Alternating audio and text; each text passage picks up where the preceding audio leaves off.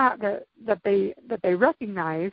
And in the last several years, then commercial companies had realized the benefits of this freeze-dried food and starting to package it and sell it as a way for people to get long-term food storage without having to worry that it would go bad or worry that the nutrition content would be gone. But so that's why you started to see it even more in the last several years, that those companies have become even more prevalent. So what harvestright really tried to do is say, okay, let's now figure out how we can take that technology that obviously was beneficial during World War II, during the NASA space program, and up until now, and let's try and see if we can figure out a way to make it possible for people to do their own food in their own home. And that's what had to be figured out, and that's what we were able to figure out and now are able to offer. Yeah, it's an amazing technology. Everyone that I talk to and I tell this about who's a serious prepper or a survivalist, they either already have one or they definitely want one. Mm-hmm. And I'm still saving up. I'm hoping to get one by the end of the summer. But that's awesome. What are all the different types of foods you can freeze dry?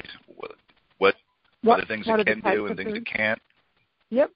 Okay, there's probably way more things that can be freeze dried that can't be. So all your vegetables, all your produce, vegetables, fruits, produce, all that kind of stuff is never going to have problems.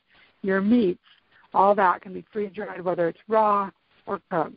Your eggs, your dairy products like, cottage cheese and yogurt, cream cheese, even milk can be freeze dried.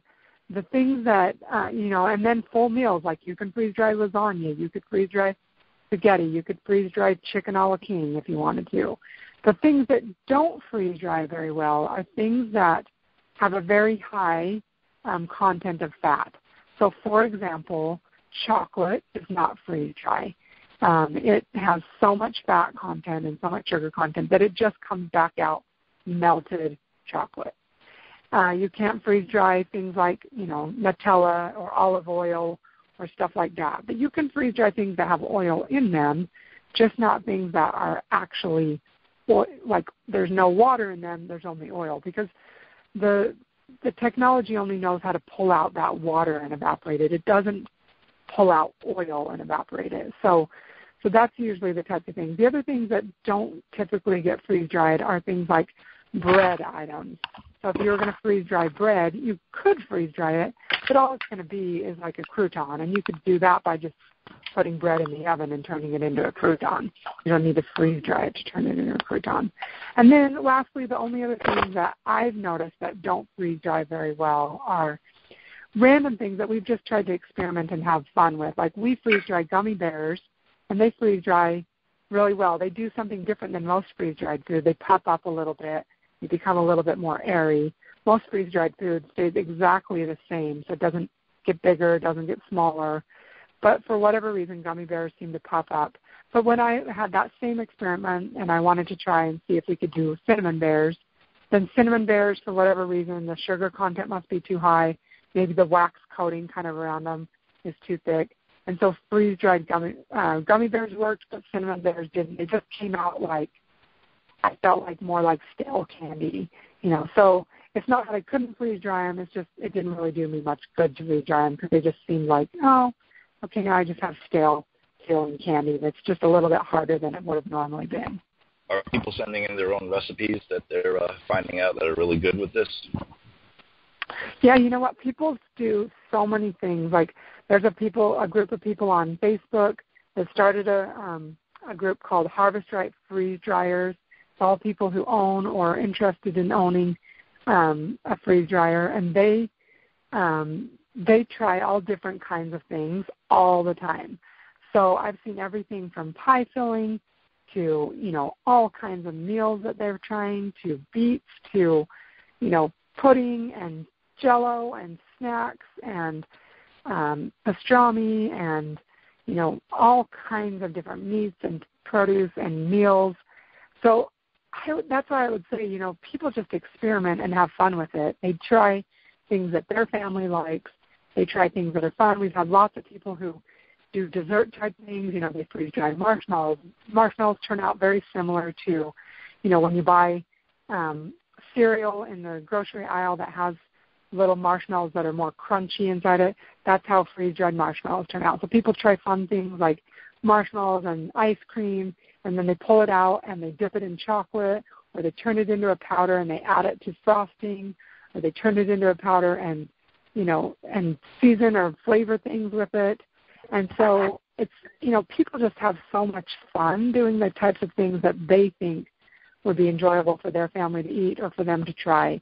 And that's what we really love about this, is that there aren't restrictions on what you can try. You can, and on top of that, we've had lots of people who've told us that they have been taking their canned food that they bought for their food storage, and before it expires, they're taking it out of the cans and freeze drying it so that they can still have it for another 20-something years. And I think that's awesome, too. So I've seen so many people who've made videos and taken pictures of all kinds of food that they have in cans in their food storage now that they're transferring to their freezer and freeze drying it so they don't have to worry about it expiring in the next year or two. Yeah, I was going to say before how I bought some of the emergency survival food to try, and it was so expensive. I think it was like a 1 week or a 72-hour kit, and it was over $100. Yeah, definitely there's some great freeze-dried food, and we try to say, that whatever you have in your food storage, if you have it, it's a great idea. So we never want to discourage anyone from doing whatever is working for them. But at the same time, you are definitely right. It is expensive. It's expensive technology.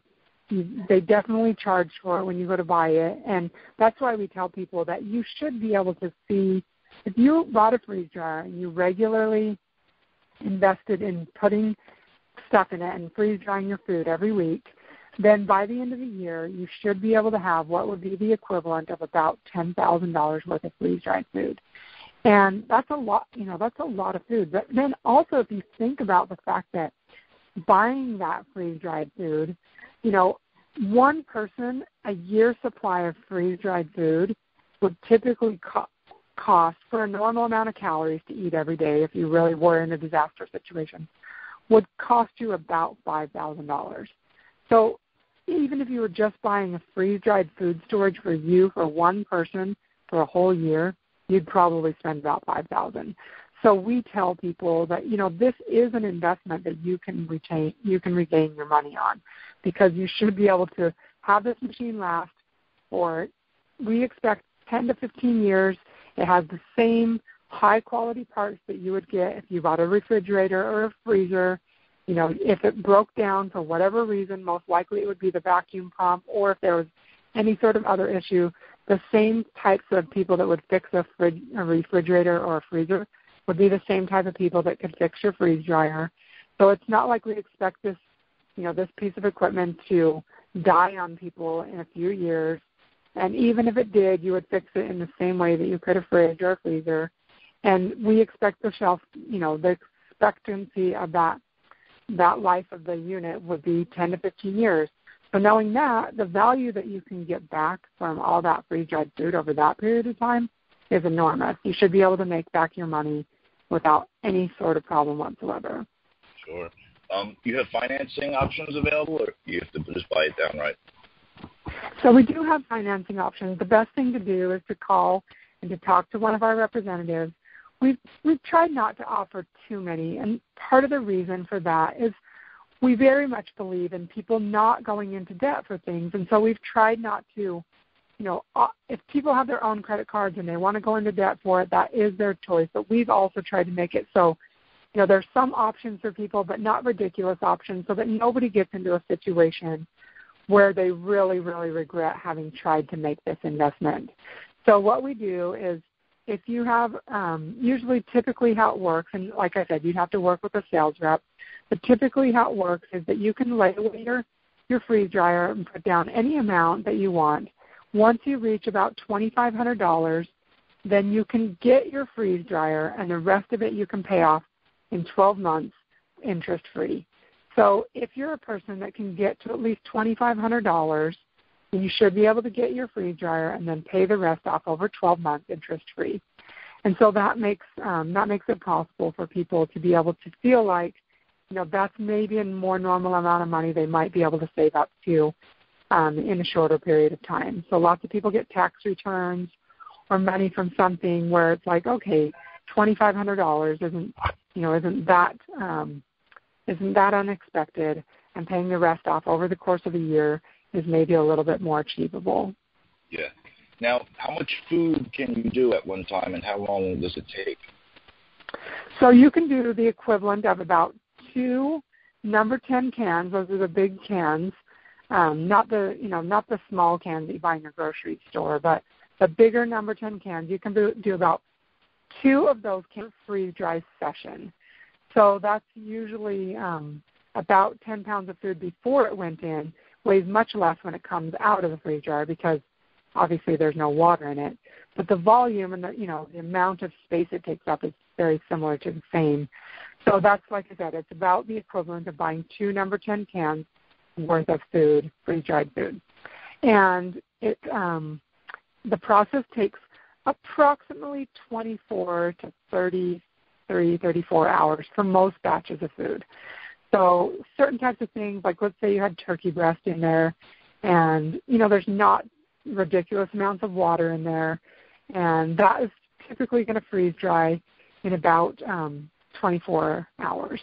If you had something in there that was like pineapple or ice cream, things with high sugar content, things with high water content, watermelon, that kind of stuff, you should expect it to be on the longer side, closer to 33, 35 hours. But that, it really just depends on how much food is in the actual unit and how much water is in that. And so it's going to vary every batch that you do. And you can also mix and match the batches that you're doing. So really, I could have, pineapple and turkey in the same batch, but it wouldn't finish until the pineapple was done. So, you just have to keep in mind that some things might have been shorter, but if they're in a batch with something else that is a longer thing, then it's not going to be done until the whole process is done for every food that's in there. Yeah. I'm on your website right now, harvestright.com, and I'm looking at pictures of freeze-dried raspberries, and they look absolutely delicious. It's so funny because whenever people see freeze-dried raspberries, they look exactly the same as they did when they're fresh. So we have a lady who did a write-up on our freeze jar. She got a freeze jar, and then she did a big write-up on her blog. When you see her picture of the freeze-dried raspberries, you wouldn't even know they were freeze-dried. You'd think she just picked them fresh. And then she took her freeze-dried raspberries that literally in the picture still look fresh, and she put them in her food processor and turned them into a powder. And then she took that powder and added to her like buttercream frosting and naturally flavored her buttercream frosting with a raspberry flavor. And it turned out perfectly because she didn't have to worry about, like when you add regular, fresh raspberries to or even frozen raspberries to your buttercream frosting, it messes up the fat content of your frosting. So it changes your texture and kind of messes up how your frosting actually turns out. But when you add powdered raspberry, it's literally just like this pure, powdered, potent, flavoring, all natural, and it just makes it the most perfect kind of way to flavor something like that. And so it's funny that you say raspberries, but like raspberries and strawberries, if you saw them, if you came into into Harvestright, or if you looked on some of these websites or some of the pictures, you wouldn't know the difference between freeze-dried and regular because they look the same. Yeah. So, any of this stuff could be turned into a powder, too, a flavoring powder. Yep. Yeah, because when you take it out of the freeze dryer, it's very crunchy. It's very light, You can practically hold it in your hands and crumble it. Mm-hmm. So it's not unusual to put something in a bag and have that, crush essentially. So if you really, let's say you freeze-dried kale or spinach, when you put it in a Mylar bag, it's going to just start to crush because it's just like this brittle stuff in there. If you put it in a mason jar, then you could keep it intact without probably crushing it. But so that, when you think about that, it's just like, oh, you're holding kale in your hand or spinach in your hand, and if you put your hand around it, you would already start to break it up into a powder. So, of course, when you throw it into a food processor, you can easily turn it into a powder that could be added into smoothies,